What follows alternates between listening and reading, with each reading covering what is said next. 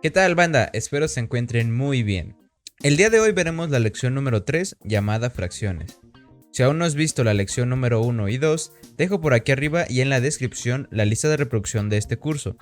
Y ya de paso suscríbete al canal para que puedas seguir haciendo más videos de este curso.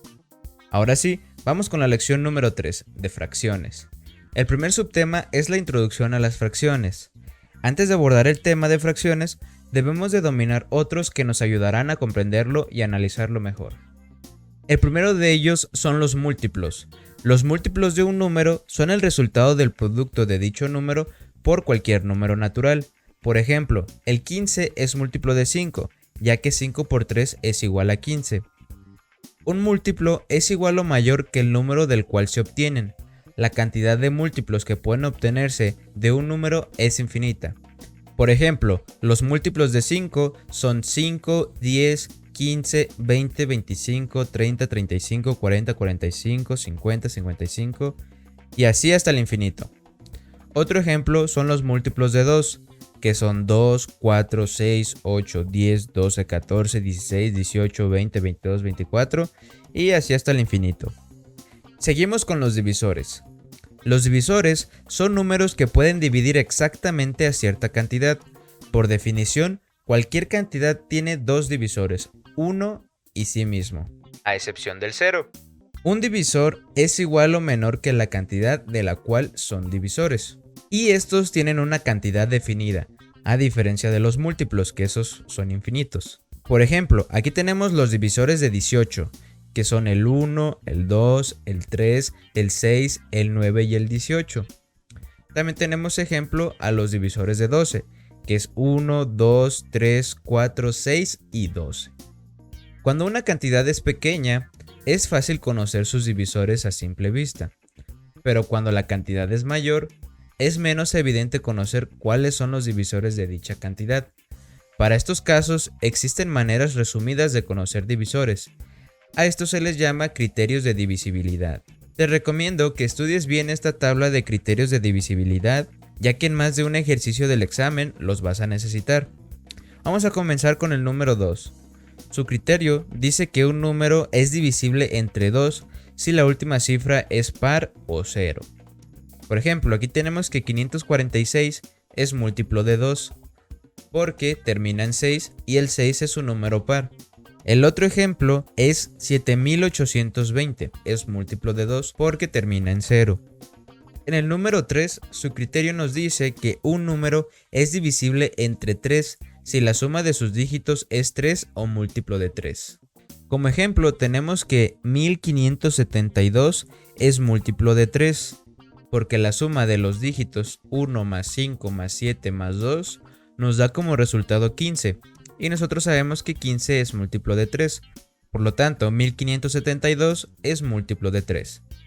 Otro ejemplo un poco más sencillo es 117.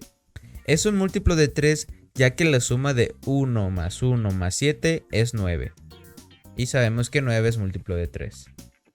Le sigue el número 4, cuyo criterio dice que un número es divisible entre 4 si es par y sus dos últimos dígitos son ceros o múltiplos de 4. El primer ejemplo que tenemos es 520, que es múltiplo de 4, ya que sus dos últimos dígitos son múltiplos de 4, que es 20, y además es par. En el segundo ejemplo tenemos que 8600 es múltiplo de 4 porque sus dos últimos dígitos son ceros.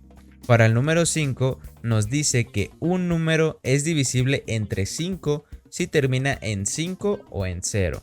Por ejemplo, tenemos que 265 al terminar en 5 sería un múltiplo de 5. Y en el segundo ejemplo tenemos a 3240, que también es múltiplo de 5 por terminar en 0. Con el número 6 tenemos que un número es divisible entre 6 si es divisible entre 3 y 2, es decir, que termina en par y la suma de sus dígitos es múltiplo de 3. En este ejemplo tenemos que 1122 es múltiplo de 6 porque es divisible entre 2 y 3, termina en 2 y la suma de 1 más 1 más 2 más 2, los dígitos de 1122, es 6. y 6 es múltiplo de 3. En el segundo ejemplo tenemos a 162, que es múltiplo de 6 porque es divisible entre 2 y 3, termina en 2 y la suma de sus dígitos 1 más 6 más 2 es igual a 9 y 9 es múltiplo de 3. En el 8 tenemos que un número que sus últimas 3 cifras sean divisibles entre 8.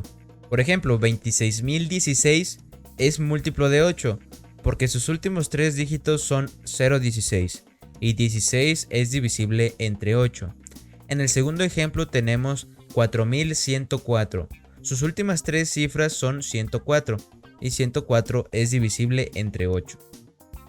Pasamos a los últimos números de la tabla. El 9. Un número es divisible entre 9 si la suma de sus dígitos es múltiplo de 9. Por ejemplo, 513 es múltiplo de 9 ya que 5 más 1 más 3 es igual a 9 y 9 es múltiplo de 9. Otro ejemplo es 4563. Este es múltiplo de 9 porque 4 más 5 más 6 más 3 es igual a 18 y 18 es múltiplo de 9. Por último, tenemos al 10. Un número es divisible entre 10 si termina en 0, así de fácil. Por ejemplo, 5430 es múltiplo de 10 porque termina en 0. 78220 también es múltiplo de 10 porque termina en 0. Ahora vamos a ver el tema de factorización prima. Como vimos en la clasificación de los números, se denominan números primos a aquellos enteros que solo tienen dos divisores, 1 y sí mismos. Por ejemplo, el número 13. Ahora bien, un número compuesto es un entero que se compone por más de dos factores. Por ejemplo, el 30 está compuesto por 2, 3 y 5, ya que al ser multiplicados obtenemos este número. Estos factores van a ser en este caso todos los números primos, comenzando con el más pequeño que es el 2. De lo anterior, establecemos que todo número natural mayor que 1 lo podemos representar mediante el producto de los números primos que lo componen. Al resultado lo llamaremos factorización prima. Para un número primo, esta factorización es simplemente el mismo número. Para los que no son primos, la manera más sencilla de descomponer es empleando la misma tabla que usamos para calcular el mínimo común múltiplo y máximo común divisor. Veamos un ejemplo para que quede claro este tema. Vamos a ver la factorización prima del número 120. Debemos de seguir estos pasos. Número 1. Creamos una tabla y en el lado izquierdo anotamos el número que vamos a descomponer. En este ejemplo tenemos a 120. Número 2. En el lado derecho iniciamos los números primos que dividen la cantidad. Número 3. Una vez realizada la división, anotamos el resultado en la columna izquierda. 4. Repetimos el proceso. Terminamos una vez que lleguemos al 1. Y por último, número 5. Tomamos los números del lado derecho. Estos son los factores primos. Los agrupamos en forma de multiplicación y expresados con sus exponentes. En este ejemplo tenemos a 120. Este número es divisible entre 2 y es 60. 60 también es divisible entre 2 y nos da 30. Lo mismo con el 30, nos da 15 y 15 ya no es divisible entre 2, por lo que pasamos al siguiente número primo que es 3. 15 entre 3 nos da 5. 5 es un número primo, por lo que solo es divisible entre sí y entre 1, y al dividirlo entre sí nos da 1. Por lo tanto, esta sería su factorización prima. Veremos ahora el mínimo común múltiplo. El mínimo común múltiplo de varias cantidades es, como su nombre lo indica, un múltiplo menor en el cual coinciden dos o más cantidades. Por ejemplo, aquí tenemos los múltiplos de 10, 12 y 15. Como podemos observar, en todos tenemos al 60 como múltiplo de ellos, el cual es el primero que todos tienen en común. Por lo tanto, ese sería el MCM o mínimo común múltiplo de 10, 12 y 15. Puede haber muchos múltiplos en común, pero solo buscamos el menor.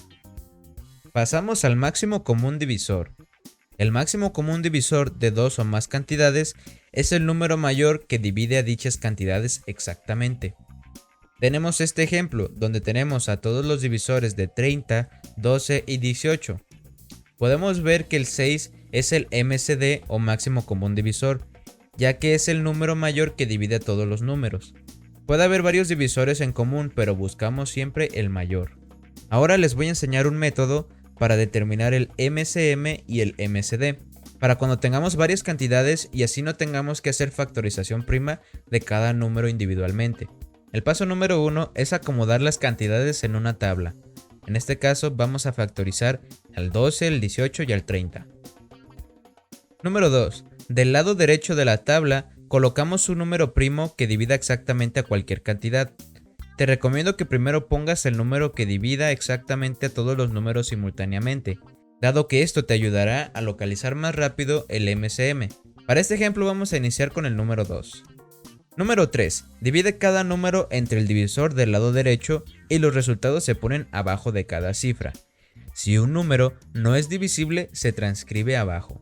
Si un número dividió a todos, te recomiendo que lo encierres con un círculo o le pongas alguna señal, para que lo localices más fácil. Paso número 4. Continúa buscando divisores primos entre las cantidades, poniendo los resultados abajo. Recuerda que si divide a todos, se encierra en un círculo. Cuando una columna termine en 1, quiere decir que terminaste esta columna. El método se termina cuando todas las columnas terminen en 1. Número 5. Analizando esta tabla, ahora sí podemos determinar los parámetros del MCM y MCD de la siguiente manera. Para sacar el MCD, vamos a multiplicar los divisores que encerramos. 2 por 3. Nos da como resultado 6. Este sería nuestro máximo común divisor. Para el MCM, vamos a multiplicar todos los divisores. Nos da como resultado 180.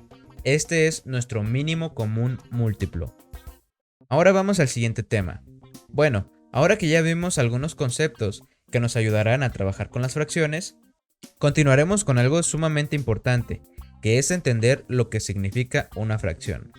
Una fracción es llamada de esta manera porque es una parte de algo, por lo tanto una fracción tiene dos números que la componen.